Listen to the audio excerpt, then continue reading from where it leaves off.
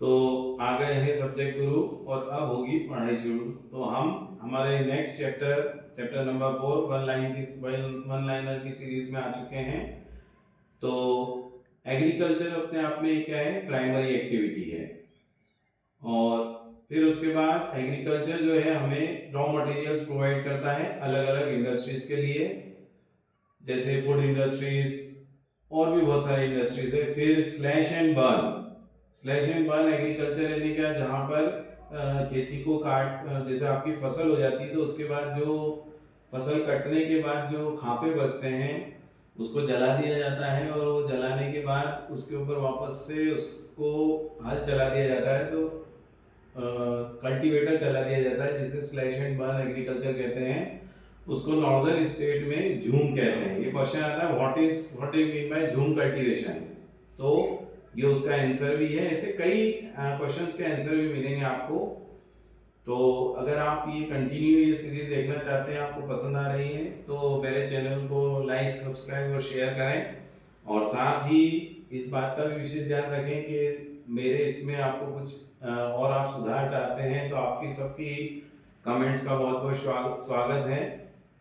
चलिए, अब shifting agriculture जो है वो अलग अलग नामों से जानी जाती है अलग अलग राज्यों में। तो जैसे उदाहरण के लिए मध्य प्रदेश में उसको बेवर या दहिया भी कहते हैं। फिर आंध्र प्रदेश में उसको पोडू या पैंडा कहते हैं। फिर उड़ीसा में जो है पमदाबी और कोमन कहते हैं। फिर झारखंड में उसे कुरुआ कहते हैं। और साउथ ईस्टर्न राजस्थान में उसे वालरे या वाल्ट्रे कहते हैं। फिर वेस्टर्न घाट में उसे कुमारी कहते हैं। अब प्लांटेशन क्रॉप्स, वो जिसके अंदर प्लांट को लगाया जाता है और उससे फसलें ली जाती है, उसे प्लांटेशन क्रॉप्स कहते हैं। तो टॉप इंपॉर्टेंट प्लांटेशन क्रॉप्स कौन कौन सी है? Tea, coffee, rubber and sugar cane. फिर विंटर सीजन जो है जिसमें फसल बोई जाती है उसे रबी क्रॉप्स कहते हैं। और हमारे भारत में 3 मेन क्रॉपिंग सीजन है, रबी, खरीफ और जायद। अब यहाँ पर देखिए, आपको मैंने हर एक सीजन का सोइंग टाइम बता दिया, हार्वेस्टिंग टाइम बता दिया, और क्रॉप्स कौन कौन सी वो एग्जाम्पल भी बता दिए। तो शुरुआत करते हैं हम रबी से। ये इसको बोने का समय है winter season, that means October to December. और इसको फसल काटने का समय आता है summer season, that means April to June. और इसमें क्रॉप आती है व्हीट यानी गेहूं, ग्राम यानी चना, मस्टर्ड यानी सरसों।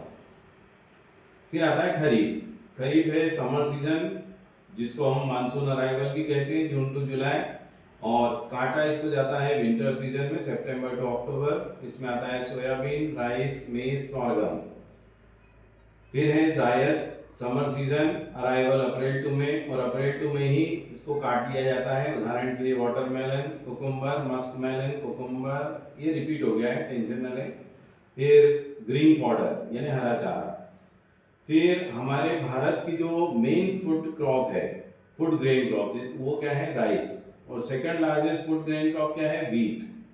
फिर कोर्स ग्रेन के रूप में ज्वार, मिलेट और रागी, जिसे अभी हम वो भी कह रहे हैं, मिलेट्स कहते हैं।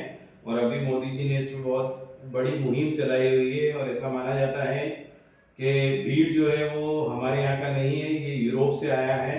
तो हमारे यहाँ पहले ज्वार, मिलेट और रागी यही सब चीज़ें खाई जाती थी, कोडी, कुटको, ये सब। और ये बहुत ही रिच रहती है न्यूट्रिएंट्स में। फिर दालों का जो है वो पूरे विश्व में भारत जो है सबसे बड़ा प्रोड्यूसर और कंज्यूमर है। और दालों में सबसे ज़्यादा क्या पाया जाता है? आप सभी जानते हैं, प्रोटीन। और साथ ही दालें क्या करती है? सॉइल फर्टिलिटी को मेंटेन रखती है, क्योंकि इसमें क्या है, लेग्यूम्स होते हैं, और लेग्यूम्स में नाइट्रोजन फिक्सिंग बैक्टीरिया होते हैं। फिर आता है व्हीट जो है। फिर है प्लांटेशन क्रॉप का एक एग्जांपल टी भी है। फिर मेन टी प्रोड्यूसिंग रीजन्स क्या क्या है? आसाम, दार्जिलिंग, तमिलनाडु। फिर अरेबिका जो है वो एक तरह की वैरायटी है जो हमारे देश में उगाई जाती है, कॉफी की। फिर कॉफी जो है हमारे भारत में यमन से आई थी, और कॉफी जनरली नीलगिरी हिल्स में कल्टीवेट होती है। फिर नॉन एडिबल क्रॉप्स में, फाइबर क्रॉप्स में रबर, कॉटन और जूट आते हैं। फिर इक्वेटोरियल रीजन, मतलब जहां पर करीब करीब समशीतोष्ण यानी एक जैसा मौसम रहता है, वहां पर ये क्रॉप उगाई जाती है, जो है रबर। फिर रबर मेनली जो है केरला, तमिलनाडु इनमें जो है उगाई जाती है। फिर रियरिंग सिल्कवॉर्म, इसको बोलते हैं सेरिकल्चर, मतलब रेशम कीट का जो पालन होता है उसे सेरिकल्चर कहा जाता है इंग्लिश में। फिर इंडिया जो है कॉटन प्रोडक्शन में सेकंड नंबर है चाइना के बाद। फिर उसके बाद हाँ, एक पॉइंट हमारा रह गया था, गुजरात जो है वो पीनट प्रोड्यूसर है मेजर, है ना। फिर 25th पॉइंट पे आ जाते हैं, महाराष्ट्र, गुजरात और मध्य प्रदेश जो है मेन कॉटन प्रोड्यूसिंग स्टेट है, और जूट को गोल्डन फाइबर कहा जाता है। ये फिल इन द ब्लैंक्स में बहुत आता है, blank is called golden fibre. फिर आता है वेस्ट बंगाल, बिहार और आसाम, ये क्या है, मेन जूट प्रोड्यूसिंग स्टेट्स हैं। फिर जूट जो है काहे के लिए उपयोग में आता है, तो सेक्स, मैट और रोप्स। सेक्स मतलब थैले। फिर यहाँ पर गवर्नमेंट ऑफ इंडिया ने क्या लॉन्च किया था, किसान क्रेडिट कार्ड स्कीम।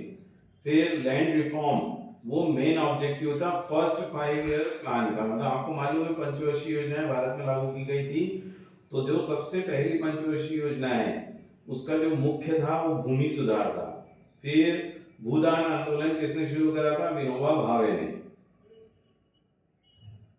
फिर उसके बाद भूदान ग्रामदान मूवमेंट जो है वो विनोबा भावे ने शुरू करा था, जिसे ब्लडलेस रिवॉल्यूशन भी कहते हैं। फिर जो गांधी जी से जुड़ा हुआ ग्राम स्वराज का कॉन्सेप्ट है वो गांधी जी से जुड़ा हुआ है। फिर महात्मा गांधी ने विनोबा भावे को अपना आध्यात्मिक सक्सेसर या आध्यात्मिक गुरु माना था। फिर उसके बाद एग्रीकल्चर प्रोडक्शन जो है वो किससे रिलेटेड है, ग्रीन रिवॉल्यूशन। और व्हाइट रिवॉल्यूशन किससे रिलेटेड है, मिल्क प्रोडक्शन से है।